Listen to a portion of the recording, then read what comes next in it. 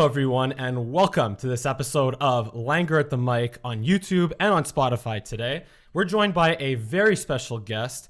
He is a content strategist or a content creator, a strategist, a Leaf fan, and he's also a famous YouTube hockey quiz guy. Oh, and he's also he's in his sixth year as a member of TSN's BarDown team. He is Corwin McCallum. How are you doing today, sir? Wow, what an intro. I mean, I'm doing good. I feel like you're the first person to, like, before even me to acknowledge, I think, it just hit 5 years at BarDown, which is crazy. I'm that much closer to dying, so. Or I mean, it's also that much more growth that you've done with TSN and BarDown's team. I don't know. I just always like to look at the positive side of things. But yeah, thank you so much for joining the show. He is Corwin MC, at Corwin MC on Twitter, at Corwin on Instagram. Like I said, Corwin is a Leafs fan. So as a Habs fan, I must ask you respectfully, what happened to the Leafs last night from your perspective? I don't know. They lost. They didn't play a very good game. I'm not really that worried about it. I mean, I don't know. That's a crazy thing of like today, and like definitely, I think this happens a lot. Where like if you asked me last night at like 9:30 p.m., I would have been like, wow, this and this and this. But it's like, it's one game. They're still first in their division. They'll be fine. I mean, you lose games sometimes. I thought Jack Campbell still played well. I thought like their first period was maybe the worst period I've seen them play all year. Habs just dominated them. And I don't know. I thought it was a fine game. Again, I was a little more excited to see Nick Robertson play and maybe have a more successful regular season debut, but it just wasn't a good game for my perspective, at least. I mean, the good news is the Leafs are still a great team. They're still number one in the North Division. And also, look, as a Montreal Canadiens fan, we got to get excited every time we beat the Leafs this year. It's only the second time in 6 games that the Canadiens beat the Leafs. But yeah, just to me, what stood out to me was the fact that Philip Deneau, Paul Byron, and who was on, and Thomas my Tatar. Lookalike. Yeah. People always tell me I look like Paul Byron. And like Paul Byron, I could kind of see that a little bit. Yeah, I could see that. I'd assume you're a little bit taller though, right? I hope so. I'd love that. I don't know. How tall is Paul Byron? He's like 5'7", 5'8". Oh yeah, I'm way taller than Paul Byron. But he's probably a better skater than you though. Much better skater. I don't know. I'm a pretty good skater. I'm just kidding. Obviously, yeah, he is very quick and much better at every facet of hockey than me. But what stood out to me, again, like I said, they just played a great game against the Austin Matthews line. Even though Austin Matthews got his 32nd goal of the season, and but that was against the Suzuki line, and then luckily for the Canadiens, Dominique Ducharme adjusted and made sure the no line was on the ice for the rest of the game against the Matthews line. But do you think he'll be able to, how many goals is Matthews going to score this year, in your opinion? How many games do we have left? Let me check that out. Because he'll play, 53 games if he plays every game. Leafs are at 42 games, by the way. So they have 14 games left. He's got 32. I think he gets 40 on the nose. That's my prediction. Yeah, which sucks. It really is. Like, I know, obviously, it sounds like I'm a Leafs fan and whatever, but just for everything, like the shortened years just kind of suck in terms of like historic numbers. It's always like, even I think to like Ovi, it sucks that these 2 years again, it's going to be that much harder for him to hit the Gretzky goal number, just because like doesn't get to play as many games as he probably would have. So yeah, kind of a bummer that you don't get to see, because I think Matthews on like around like 60 plus goal pace, like around 63, 64 or something like that. So it's definitely a bummer to not see somebody kind of put up another 60 goal season. We haven't seen it since Stammer. So yeah, a bit of a bummer. But yeah, I think he gets to probably like 40. But then again, the other issue is that if it's an 82 game season, it makes it that much more difficult to achieve those plateaus. That's why it is so remarkable for players to score 50 goals or 60 goals over the course of an 82 game season, with more games, more of a grind. Although then again, you could say with the condensed schedule this year, it's still a grind. But yeah, honestly. And like I would say, like, even because you can, there's also the factor of just like look at how like he's scored at that pace over the last 82 games anyways, right? Like or whatever. You could probably go back to 100 games, and I think he's still probably around 60 goals per 82 games in that stretch. He's just kind of he's in that zone for the past probably 2 years now, where he's just puts the puck in the net. It's crazy. It's a joy to watch. He's a incredible finisher. So, but I'm sure you guys are excited yourselves. I know Nick Suzuki's having a nice year. I know it's you must have been at least excited to see him kind of get back on the score sheet, and then obviously Thomas Tatar hit 10 goals last night. Yeah. Look at you talking down to us with like, oh, we got Austin Matthews with going to score 40 goals in a 56 game season. We got Mitch Marner, point per game player, John Tavares, and oh yeah, look at Thomas Tatar, 10 goals on the year. No, but yeah, not bad. Yeah, I mean, seriously though, with the Canadians, like the Nick Suzuki, it's been up and down for him. It's been very up and down. I would say at this point, Jesperi Kotkaniemi has taken a step ahead of Nick Suzuki, at least right now. But Suzuki has been tasked with a lot of minutes and a lot of tough matchups the entire course of the year.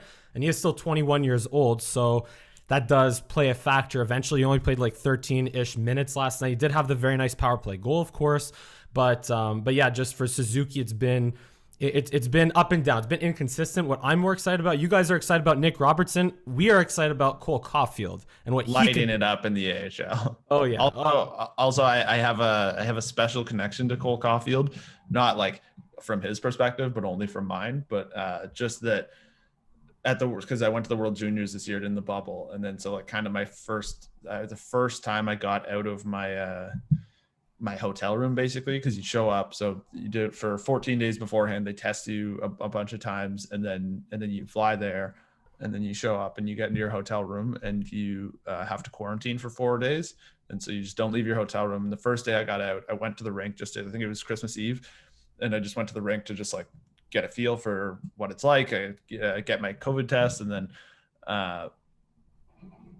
I was just like, I wasn't technically working at that time, but I was just like, USA happened to be practicing, and I was like, oh, perfect, because like I'll go get some video of Cole Caufield. Everybody loves Cole Caufield. He's smiling all the time. He's always having fun. He's laughing, and then obviously being a Habs prospect, he gets a lot of attention toward him. So I was like, cool, I'll go film some USA practice stuff, and then that basically just like set the tone for the whole tournament for me, where I basically just followed around Cole Caufield and Trevor Zegras, and because they're fun, and he continues to be fun. I'd say he was like, those were easily my two favorite people to watch at the tournament. Not like obviously because they're crazy skilled, but they just like, they really do take that approach to hockey where like they have fun, and every practice they stayed at the end together. They're very clearly close. Like I feel like if I was a Canadians fan, I would be like, somehow trade for Trevor Zegras, because like just the bromance that you can have between, I know like those guys are friends from when they're kids, and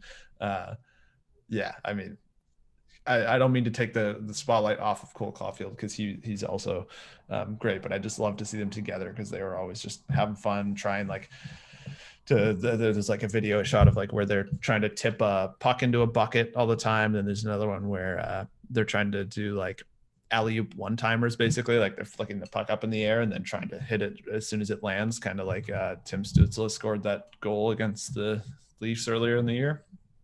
But yeah, I mean, I just went on a rant. Cole Caufield's cool. I like him. Honestly, it's cool. Honestly, for especially our Habs viewers and listeners, they'll want to hear plenty of, as much as they can, about Cole Caufield, of course. But I think I remember, I actually forgot to pull this up, but was it you holding up that sign where it's like, "Go Canada, win, but by not too much"? Yeah.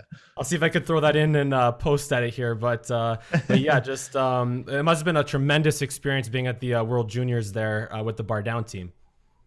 Yeah, it was just me, actually. It was so like there was obviously, from the BarDown team at least, there's like 100 TSN employees there, because there's the guys, there's the camera operators, the broadcast team, and the panel, and obviously tons. I was the only one from the BarDown team, but it was definitely a lot of fun. I got to hang out with shout out to Ailish and Arden, who or not Ailish, sorry, Aislinn and Arden, who were like just the people I hung out with for the whole tournament. But and Craig Button, actually, shout out to Craig Button, who just a shiner.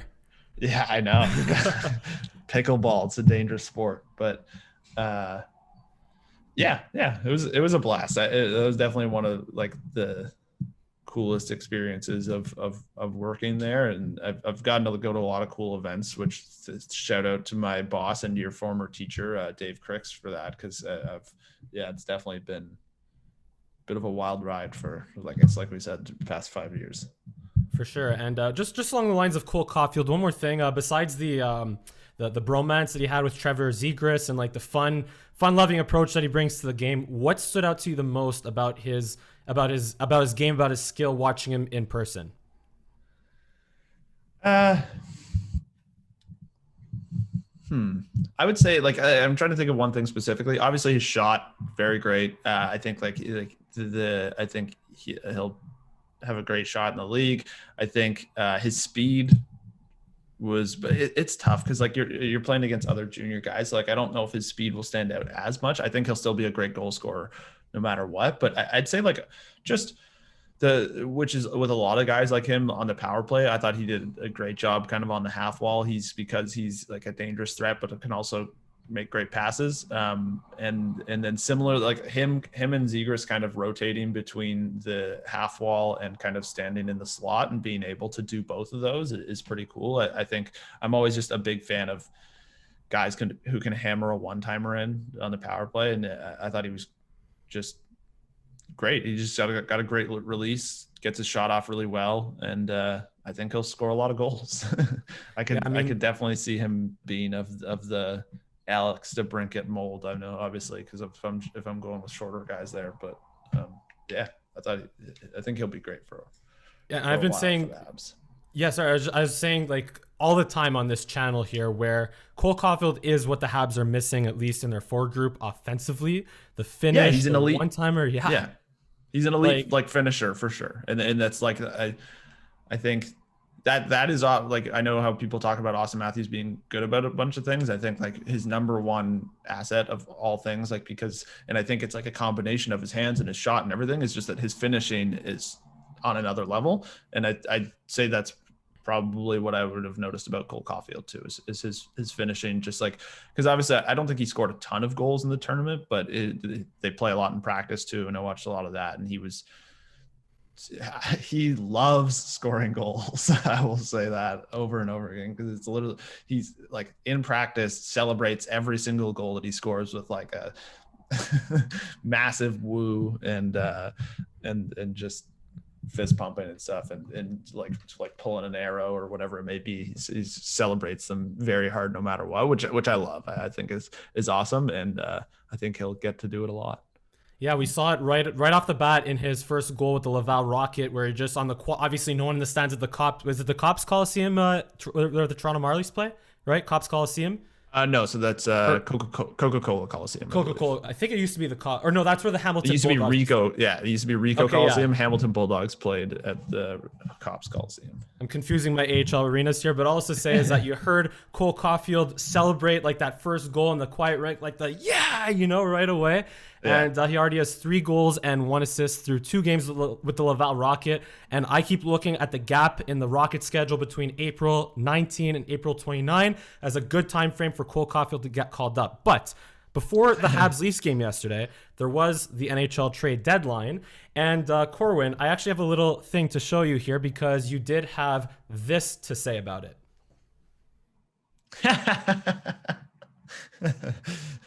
I did. For our listeners, by the way, again, Corwin on Twitter at CorwinMC says, "At first sounds like a lot to give up for Nick Foligno, the Leafs having acquired Nick Foligno from the Columbus Blue Jackets. At first sounds like a lot to give up, but you're forgetting that the Leafs' first-round pick is going to be the 31st overall this year, so it's basically a second-round pick, or the Leafs could lose in the first round of the playoffs, it'll be more in the teens." So, so in all seriousness, what are your thoughts, or what is your reaction to the Leafs acquiring Nick Foligno from the Columbus Blue Jackets? It's fine. I mean, I said in another video that I'm editing now and will probably release tonight or tomorrow morning, but that I understand what they're doing. I think he's a forward that has great defensive impact. I think he technically can fit into a kind of role if they are trying to have more of a shutdown line. I think they probably paid too much. But I will say, just from a personal perspective, and I think because like obviously I love analytics, and it's something that I use a lot to how I judge the game and how I like may react to certain things. But I do like that maybe if we can get back to a little bit of an aspect where it's just like, yeah, it's a fun sport and you're allowed to like root for people that you like. And Nick Foligno might be the nicest NHL player I've ever met. So I'm happy to have a guy that I like on the team, selfishly. Like we went to their like the Foligno brothers, Nick and Marcus, they invited us to their charity tournament 2 years ago. Like it was the last one they could have before COVID started. And we got to make a really fun video there, and they were like super accommodating and so nice. And so I'm happy to have them on the team. I admit, I think it's a little bit of an overpay, but if you end up with the 31st pick at the end of the year, I don't think people will care. If you end up with the 18th pick at the end of the year, then yeah, people will be like, you paid too much. So it really depends on if they win or not. For sure. But the Leafs, they are in win now mode, like with the season that they're having, with again 59 points to lead the North Division, by 5, or that's a 6-point gap on the second place Winnipeg Jets. So the Leafs took care of business in this regular season. But do you think do you think he'd be best suited on the second line with like William Nylander and when Nylander comes back, and John Tavares, or is he going to slide down more to the third line? I think the third, fourth line he'll play. Like I think I don't like because I don't know, if you look at their lineup, like basically if they're gonna have, I think ideally, do you want me to just give you, this is my ideal lines sure, go for by it. the playoffs. Okay, we have some Leaf fans tuning in as well, so and if the Habs face the Leafs in the first round of the playoffs, we got to be informed about it, right? Exactly. So if I'd want Galchenyuk, Matthews, and Marner on the first line, just because that's looked great so far at least. I'd want, in an ideal world, I'd want Nick Robertson, John Tavares, and William Nylander on the second line. Maybe Zach Hyman in there instead. Third line, I would want probably, I guess, depending on Hyman or Robertson, whoever goes 1 or 2 in that lineup, I would go Kerfoot, Robertson, or Hyman, and Foligno. And then I would probably have Thornton, Engvall, and Spezza on the fourth line. I mean, then again, Spezza has been really good on that third line for you guys, and also Hyman has been really good with Matthews and Marner. So I mean, from my perspective, I don't know if I'd want to change that up, but I know what your Galchenyuk's been playing mainly with Matthews and Marner for the past like 2 weeks, I think. But and he's looked great. So I would say he's definitely been the kind of X factor almost, where, because like obviously you guys would know Galchenyuk pretty well because his best seasons were with the Habs. Gonna say, yeah.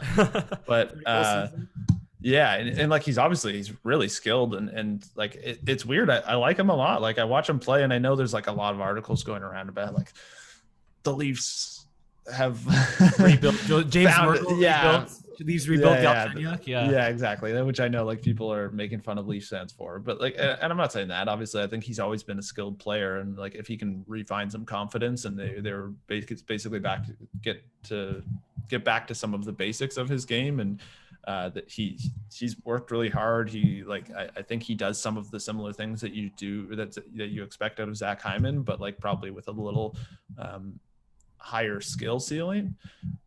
So I've liked him there. I think Hyman second or third line I'm fine with, because I think he fits well with John Tavares and Nylander, or I think he fits well with Kerfoot and Robertson, or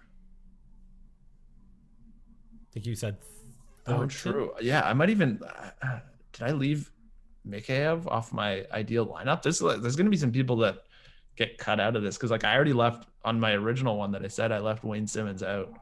That's tough. I'll have to think about that again. But That's okay. But what I will say though, Galchenyuk had a very nice assist when he kicked the puck right to Thomas Tatar yesterday for the first goal of the game, just over a minute in. But yeah, like to me about Alex Galchenyuk, it's I feel like this is finally him being in the right place at the right time Yeah. Like going from the Habs to Arizona to Pittsburgh to Minnesota. I always like to do this exercise off the top of my head to see if I could still do it. So yeah, to Minnesota, to Carolina, to Ottawa, to Carolina, to Toronto. I think I got it right there. But yeah, so to me though, like now, like with all that moving around, you can't really get settled into a particular role in a particular team. But now that he's with skilled players in Toronto, he finally figured it out. And that's a problem if the Habs are going to face the Leafs, to face their former second line or third line winger, also sometimes fourth line under Michel Therrien and Claude Julien, but that's another story. And sometimes center, right? Yeah, who knows? He played everywhere up and down the lineup. I also think health was a big issue for him. But there's another question I did want to ask you. You mentioned analytics, and the Canadiens had a very busy trade deadline in terms of their bottom three defensemen, right? They acquired Eric Gustafsson, they acquired John Merrill, but they put Victor Mete on waivers. And Victor Mete is an analytics darling. And he debuted with Ottawa yesterday. I'm sure, I don't know if you've been watching Habs games as much as Leafs games or other games, but what is... Try to watch as many as I can. Yeah, exactly. So what is your take, I guess, on Victor Mete being put on waivers? Should the Habs, does he have more value than what he made out to be in terms of being placed on waivers instead of being acquired for a trade? Does he have more value than that? Than what they got? I think so. Like, yeah. Again, it's, well, I mean, like if the goal there was to put him on waivers so that they could trade for Eric Gustafsson and John Merrill, then like, yeah, I think long-term for sure. Even if you don't, I guess, like, I don't know. Obviously, I just don't think Merrill or Gustafsson are going to move the needle enough to like give up on a prospect that you have considered as one of your top guys for a while, right? And like, I don't know. Obviously, it's tough because I think Marc Bergevin has actually done a great job with the Habs. I don't think that a lot of people, I think he has been questioned many times about a lot of things. And weirdly enough, I think he's come out on top for most of it. So like when you think back to the Subban Weber trade and how many people hated on that and thought that, he didn't know what he was doing. And that PK Subban at the time was very much an analytics darling. And Shea Weber was just kind of, I don't think he was a bad defenseman by analytics, but he was probably considered a little overrated. And then, and obviously I think people considered him overpaid, especially with such a long-term contract. And then obviously I think you look back now and like that the Habs, I'm sure as a Habs fan, you would take that trade every day. And I think obviously if we're going back into analytics, the Habs have been one of the strongest teams for 2 years running in terms of expected goals, Corsi for, like they kind of crush on all that. And what you're really missing from their perspective is still that, like we've just said with Cole Cauffield, that kind of elite finishing and scorers. And obviously maybe a little better performance from Carey Price, but who knows, maybe Jake Allen helps there. And yeah, I don't know. I think it was a little silly to give up on him like that for me, but I mean, if they're trying to push for, I don't know, like I think it feels a little too early to try and push to like really go for it this year for them. And especially because I don't think those moves really move the needle that much. So I don't see the value. Well, here's the thing, Victor Mete, like I personally am indifferent about it. The Habs did what they could to make it work in 4 years that he was in the NHL, and it didn't work out. And he gets claimed by Ottawa, and in his debut against the Jets, maybe because also he drove 2 hours and then had to play a hockey game yesterday, but he played 9 minutes 43 seconds in his Sens debut after the Sens traded away Mike Riley and Eric Goodbranson. So not saying it's a rough start for him in Ottawa, but it's, he'll probably get more opportunity. He'll definitely get more opportunities in Ottawa than they did in Montreal for sure. But I want to ask you one more question before I want to talk a little bit about what you've been doing with BarDown and some interesting scoops from there. But I did this exercise with a fellow CSMer, Jacob Bussey, shout out Bussey Banter on YouTube. But what scares you the most about the Habs, and what scares you the most about the Leafs? So what scares you the most about playing the Habs in a potential first round matchup, and what scares you the most about the Leafs in terms of their biggest weaknesses? I think the answer to both is goaltending. I mean, like, I'm not particularly scared of Carey Price in that I don't think Carey Price is what he once was, but I don't think, like you saw it last year, I think in a 7-game series, yeah, I could see Carey Price playing extremely well for 4 games, and I could see Leafs goaltending doing not great for 4 games. And I think as much as we like to break down so much about hockey and so many different things, so much of what it comes down to in a lot of games is goaltending, right? Like, and that I think has been the Leafs' Achilles heel for things in the past, and I could totally see it being that again. So that is definitely the thing that would scare me the most. And I mean, like, I'll pump the Canadiens tire here a bit, that like part of the reason their goaltending scares me is because I do think they're a very good team, and I think weirdly enough goaltending is kind of what's held them back in terms of regular season success. So goaltending would scare me, because if they can get that figured out, they're a very well-rounded team, and obviously they do have a team that is, I think, built well for playoffs, and their top line is very much kind of a line that you can deploy against other top lines. Is a kind of shutdown thing with Deneau and Tatar, and the success they've had over the years of just being very, very solid defensively. And then I think their defensemen are probably I would say I don't know, I'd have to think about it more, but they're probably the best defensive core in the North Division.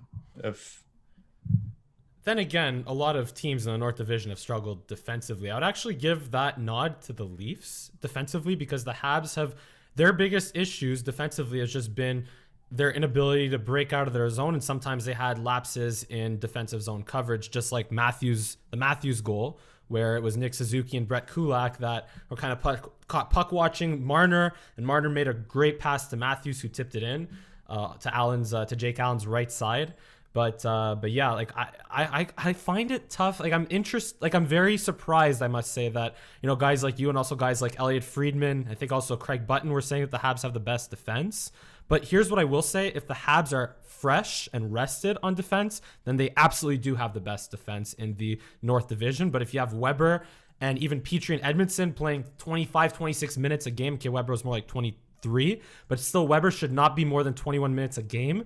And with the tough schedule, that's where their weaknesses and inconsistencies get exploited. So yeah, but if they could find a way with Gustafsson and with Merrill, those acquisitions, if the Habs could find a way to keep their defense well rested, then that will definitely allow them to be the best defense core in the North Division.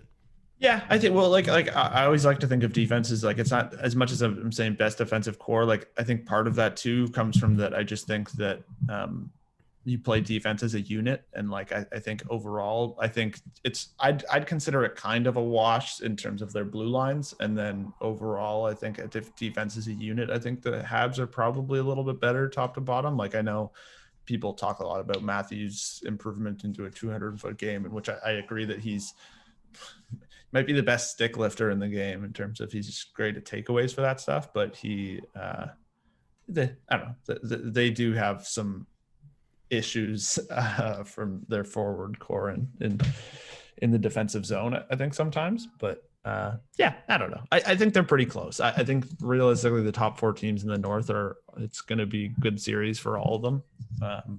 So as a Leafs fan, I am born worried. So I will worry about every little detail I can for every team that they could potentially face. And yeah, I think the Habs have a scary team. We'll get into a little more of our predictions around the end for what a Habs versus Leafs playoff series would look like. But I do want to ask you, Corwin, again, in your 5 years at BarDown, you've done so many different things, between quizzes, between pranks, between just all kinds of interesting ways to try to create content on Instagram, on YouTube, on Twitter and TikTok and all of that. So I want to know, what is your best story? Give me your best story from making all these videos, all this content, your interaction with athletes, with specifically hockey players. What is your best story in making BarDown videos? Best story. I think there's one that I talk about on because when everybody always asks me about my favorite moment, the one I always talk about is the Team of Solani quiz, where because setting that up the whole day of just having basically just making a surprise that Jesse didn't know it was him touching his face, and then it being a very uncomfortable. There's probably 12 people standing outside the room, all recording with their phones while Jesse just feels up Timo Solani's beard, and Z is clearly very uncomfortable recording in the room because he's like, take off your blindfold, Jesse. That was really great. I think if I was to give you the best story, what would I do?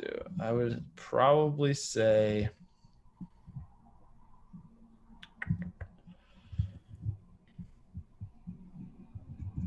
I'll go with, I think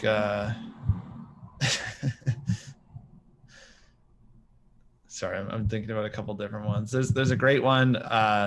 One time, I know I have this thing with Gretzky all the time where I think this is a funny thing that we all like to talk about that happened to Z, where basically he just got to steal a Jesseism, is chucked in the cooler because he basically he was at we go to this Hockey Hall of Fame induction ceremony every year where we kind of do the social coverage, and then Z tried to he's like oh Mr. Gretzky, can I have a word or whatever. I don't know if he called him Wayne or what, but and he goes, sorry kid, I don't do interviews. And then he as he had just come from an interview and then entered a different interview.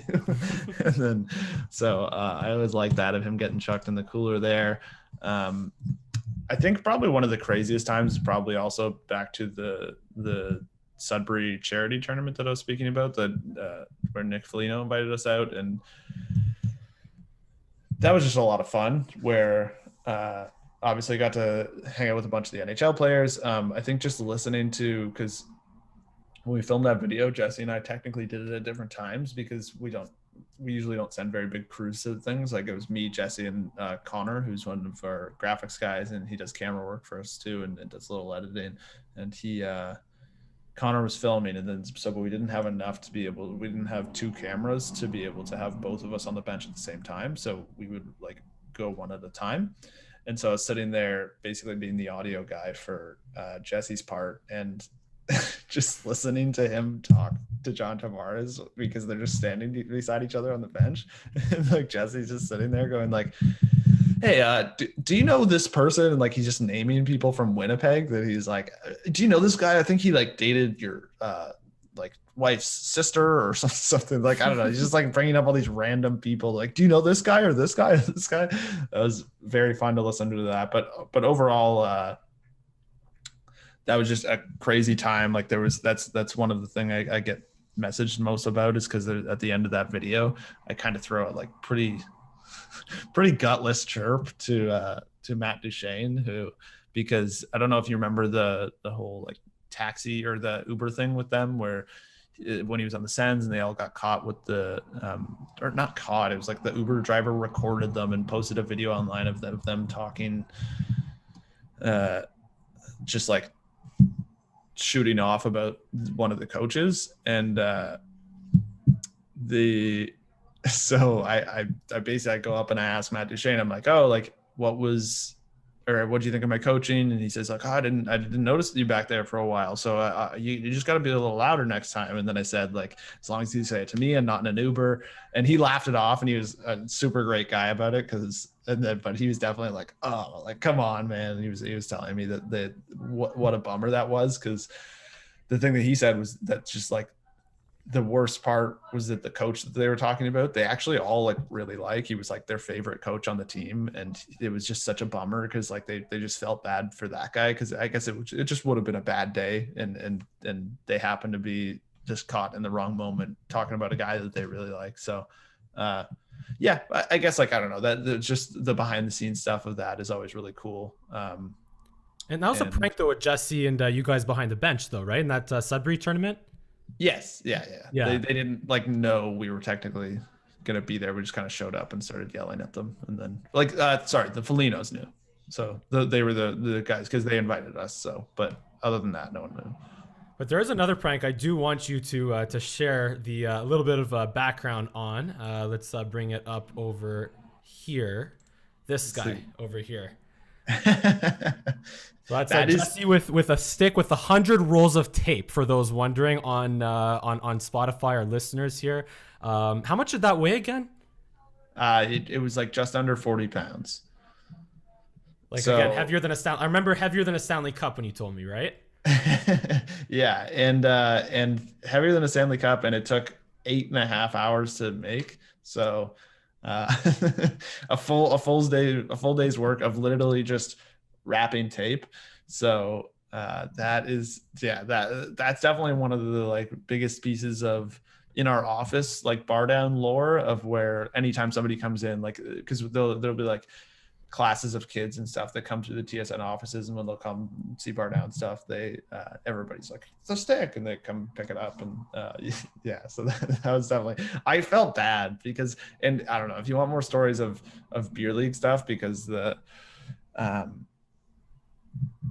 man, I feel so bad for some of these, because that one, it's so Z is like pretty new to, not to like hockey as a sport, but like to playing ice hockey.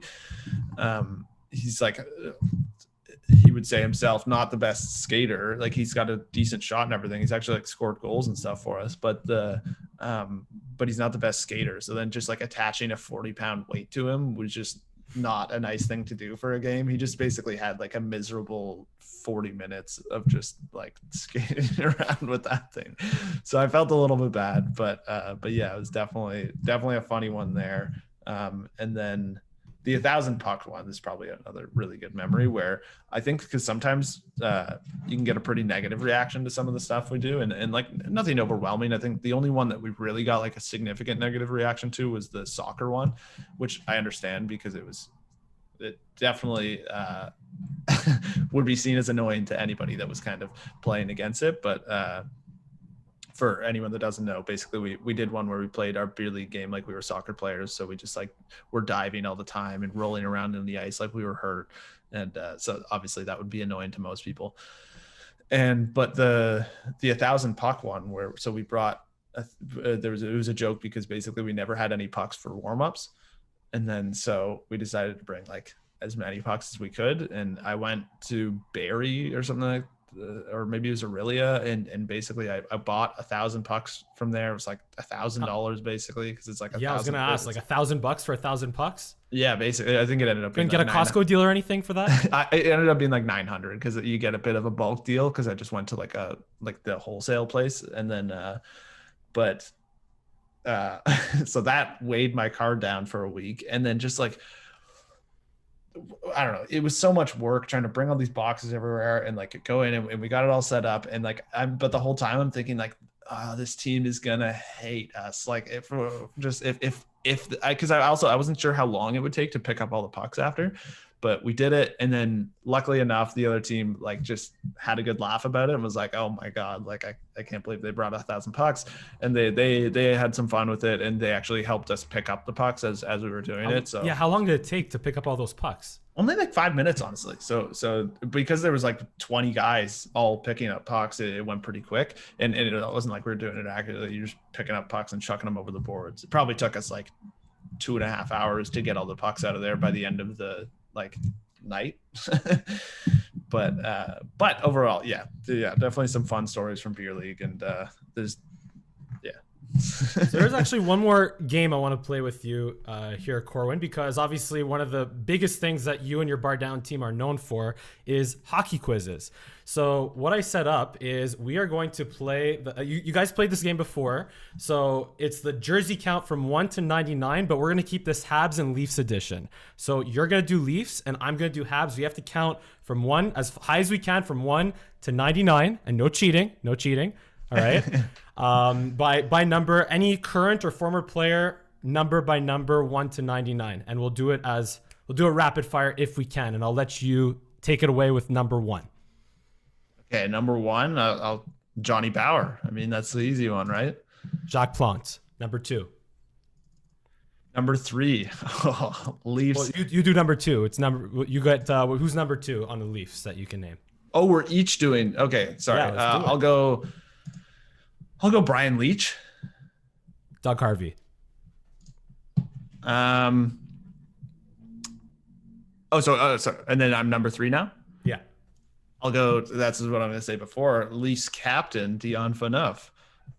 Good choice. Good choice. I'll go with either Ryan O'Byrne or I think Emile Butch-Bouchard back in the day. Very nice.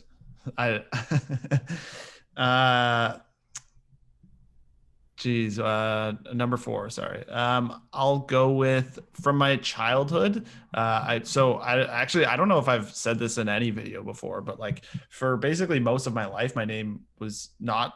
Nobody called me Corwin. It's always been my legal full name, but everybody called me Corey. Like for until university, basically, and then once I got to university, they just put your name on your door, and then so people saw Corwin and they were like Corwin, and then that kind of stuck. And then obviously when I'm applying for jobs, that's how it ends up with this. Anyways, I was a big fan of Corey Cross and Corey Schwab, so I'll go Corey Cross. Good choice. Good choice. Number 4. I don't think it's without a doubt I can miss Monsieur Jean Béliveau, Le Gros Bill. So I'm going to go with number 4. Number 5. Who's number 5 for you?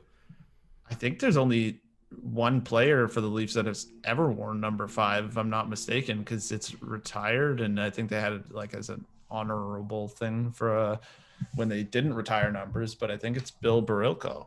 You got it. Yeah, you got it. Number 5 for me. I'll go. Right. Yeah. I did my research.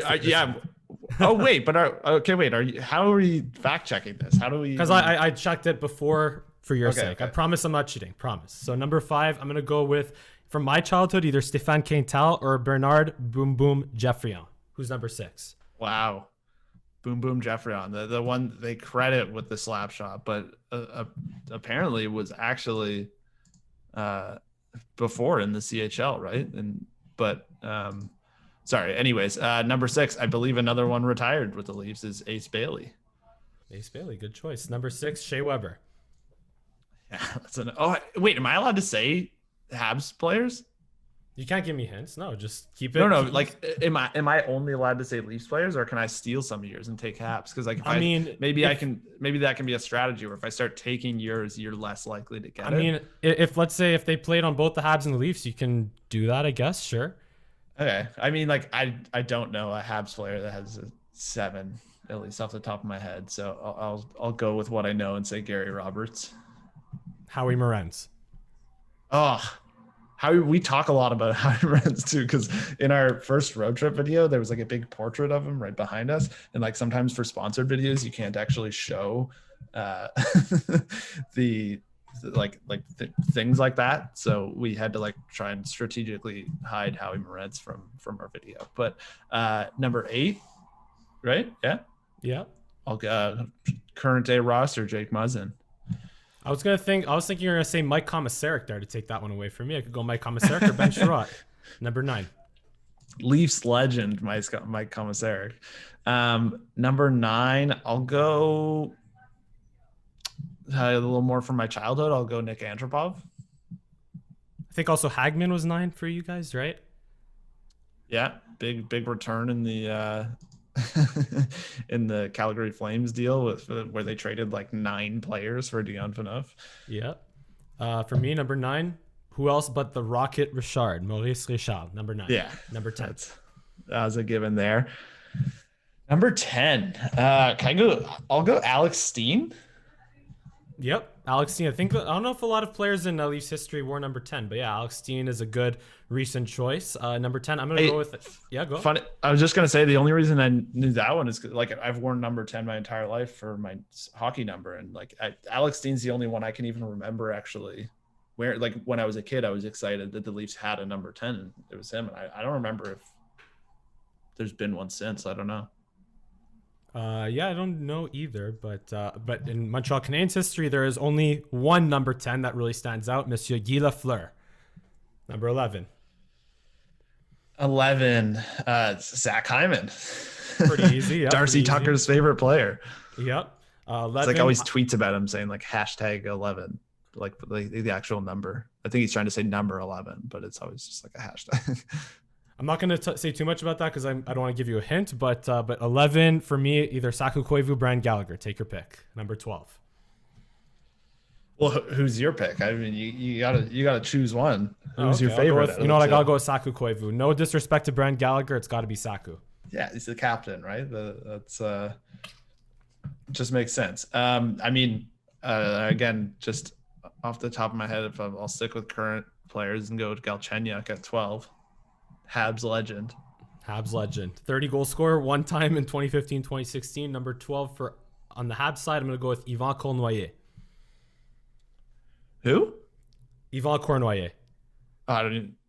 1970s. Oh, no, sorry. Runner, sorry, yes, sorry. I'm not used to the pronunciation, so I was but yeah. If you get this one wrong, I will it won't end well if you get this one wrong. Number 13? Yeah. I don't know any great player that's ever played for the Leafs at number 13, but no, I hope you're joking. Matt Sundin, yeah. So number 13, I'm gonna go with, soon to be Cole Cauffield, but I'll go with Mike Camilleri. Number 13. Yeah, he was I don't know, he was a great player for the Habs. I mean, was he the one that went on the tear when it was also like Yaroslav Halak going on the tear? Was that? Yeah, 2010 playoffs. Washington Capitals, Pittsburgh Penguins fell kind of flat against the Flyers, but it was a fun year that year. Yeah, fun spring. Okay, number 14, I'll go with I have a signed jersey from this guy. So Matt Stajan, as they like to call him in the old NHL games, Matt Stay On. Yeah, I think it's Gary Thorne, or is that Jim Houston's pronunciation? I think. Yeah, I'm not sure, but it always bothered me quite a bit. So yeah, number 14, I'm gonna go with, I want to say Nick Suzuki, but I'm gonna go with Thomas Plekanec, the turtleneck. Nick Suzuki needs to do a little bit more before he passes Thomas Plekanec in that. Maybe just put on a turtleneck, Maybe, maybe. Number 15. 15, I'll Kerfoot, I guess. Sure, Kerfoot. I'll go with Kotkaniemi. Number 16. There you go. 16, Darcy Tucker, as we were just talking about. There you go. That's why I didn't want to mention it. I don't want to give you that hint. Number 16 for me, got to go with Le Pocket Rocket, Henri Richard. There you go. 17, Wendell Clark. So we got a lot of. Yeah. There's a very. I mean, it gets harder once you get to like the linebacker numbers. Like high 30s and like 40s are going to be. That's where we're definitely going to struggle a little more. Yeah, for sure. So let's keep this going. Number 17, Josh Anderson. Josh Anderson. I already said 17, right? Wendell Clark. Wendell Clark, yeah. Yeah. Okay. 18.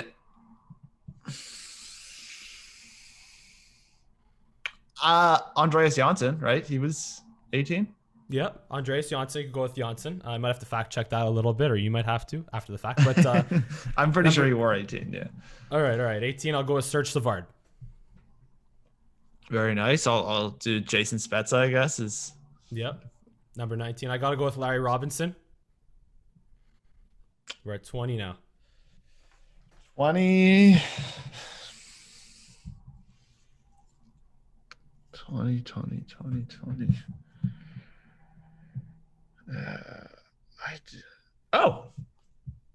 Ed Belfour. Was he 20? I think so. Was he 20? I'm gonna have to fact check that real quick for you there, Corwin. I don't know if he was 20. I might have one here. Let's see. Ed Belfour was. I'm pretty sure he was 20. Yeah, he was 20. Good call. 20. I'm gonna go with my cousin Robert Lang. Is he actually your cousin? My cousin happens to be named Robbie. Shout out Uncle Robbie, but he's not the Robert Lang to play on the Montreal Canadiens. Number 21. When I was a child, it was like my. I always just remember Robert Lang being like underrated. Everyone always he always just like put up points. So put it this way: the 2009 season for the Canadiens went south as soon as Robert Lang got injured. I think he tore his ACL that year. So yeah. Okay, 21. I'll go to JVR. Just the patented power play side of the net through the legs. 21. I got to go with Brian Giunta. Very nice. 22, Zach Bogosian. 22. This is tough, but I hate to say this, but Carl Alsner was 22. So Hey, yeah, you don't have to hate on Carl Alsner. Habs bought him out last year, so yeah, now he's not a cap hit anymore, so you don't have to worry. 23. 23, Travis Dermott, I guess. Travis Dermott. All right, we got Bob Gainey, 23. 24, I'll go Brian McCabe. All right, Philip Deneau. Very nice. I mean, this is a nice little trinket here because I believe James Van Riemsdyk actually had to change to this number. So I'm going to say James Van Riemsdyk again because I think it was when they retired the jerseys, JVR had to change from 21 to 25. I'll give you that. I'll allow it. JVR times 2. I'm going to go with Matthew Dandino, number 25. Matthew Dandino. 26. Matthew Dandino. Okay, 26. I'll go one of my favorite defensemen as a child, Dmitry Yushkevich. Okay. Josh Georges. Okay, 27. Shane Corson. Of course. I could go with Shane. You know what? I'll steal that from you. Shane Corson. I could There you name. go. I can name Romanov. I can name Kovalev, Alex Kovalev. But you know what? We'll go with Shane Corson for that. Do Habs fans like Kovalev? I think he's he's very likable, but I guess you just have that his most memorable thing is getting slashed, and he was the most skilled player the Habs have had probably in the last 20 years, probably. So yeah. I mean, 28. One of the least skilled players the Leafs have ever had is Ty Domi. Yeah, good choice. 28. I'm gonna go with Nathan Beaulieu. 29. 29. William Nylander in his early days, right? Yeah, you could do William Nylander. I'm gonna go with Ken Dryden. Who else? I feel like it's technically a better pick than mine. 30, I think, is currently our boy Michael Hutchinson. Yeah, that's correct. Michael Hutchinson. 30. I gotta go with Knuckles Nyland. Chris Nyland. Interesting. I mean, some of these I have no idea. I have no idea what number he wore. So I hope you're fact checking yourself. Oh, I know. Chris I Nyland. have no idea. He's on TSN 690 radio. One of my favorite former Montreal Canadiens. So I just don't know what number he wore. So I don't know if I ain't cheating. Don't worry. I ain't cheating. Yeah. I'm not saying you're cheating, but I could. No, I'm sure there's one that I'm just gonna think a guy wore a number and he didn't actually. But 31, I'll go with Cujo. 31. I mean, Carey Price. Easy. 32. Easy. Yeah. I mean, Stumpy, I'll go with for 32 is Steve Thomas. I don't know if that's a well-known nickname, but another childhood favorite. I got an unknown one, or actually more known for this one. Mark Streit, number 32. Not bad. 32, or sorry, 33 for me. I'll go Frederick Gauthier, I guess. He wore 33 the past couple of years. Yep. 33, Patrick Roy. Easy. Easy. 34, pretty easy for me too. James Reimer. James Reimer over Austin Matthews? What kind of Leaf fan are you? No, I'm kidding. That was the joke. All right, fair enough. 34. I'm just gonna go with Jake Allen. Honestly, Jake Allen. That's fair. I mean, go with somebody who just gives me nightmares is Vesa Toskala. 35, right? Yeah. 35. I can go with Thomas Plekanec in the old days, or I can go with it was Alex Auld, I think, wore number 35 back in the day, but I'll go with Thomas Plekanec again. Very 36. Nice. This is where he might beat me here, honestly. So Jack Campbell's, I just know because he wears it right now. 36. Who's 36 on the Canadians? I know 37s, but I might not know 36. This is going to be tough here. Oh, man. I definitely don't know one on the Canadians. Yeah, I don't know. So. Put it this way, I won't count this, but I know Cole Caufield's number in training camp was 36. So, but that. Hey, I'll take it if you want. I don't care. Nah, man. I think I'm going to have to take the L at 36. 37, 38, 39, 40 I could do. But yeah, 36, man. Yeah. I'm going to have to take the L right there. You got Jack Campbell at 36. But yeah, that's we'll call it at that. You beat me at the quiz game. That's why you're the quiz master. One of the quiz masters at BarDown. But there is one more question I want to ask you before we end the show. By the way, thank you so much again, Corwin, for joining. You can follow him at CorwinMC on Twitter, at Corwin on Instagram, or at Corwin.hockey on TikTok. One more question for you, Corwin. Wow, nice. Corwin. Shout out to the TikTok account. Yeah, of course. I mean, look, I just your boss made me familiar with TikTok, so I'm immersed in that as well. Of course. But so just, is this the year that the Toronto Maple Leafs finally win a playoff series in the first round? For the first time in 15, 16 years. Oh yeah, they're gonna beat the Habs in 5 games. 5 games? I would say 6. Let's call it 6. I would say 6. That's fair. I was gonna go 6, honestly, but I felt like, why not be a little more confident, you know? Fair enough. Well, once again, Corwin, thank you so much for joining the show. And this has been a Langer at the Mic special here on YouTube and Spotify. And as usual, if you enjoyed our content here, if you enjoyed my commentary, and if you enjoy having guests like Corwin on the show, give us a big thumbs up. Subscribe to my channel. Give me a follow at Mike Langer on Twitter, Instagram, and TikTok. And thank you so much for tuning. Yep. Sure. Thank you so much for the shout out there, Corwin. And thanks for tuning in and watching this episode of Langer at the Mic. I look forward to seeing you again next time.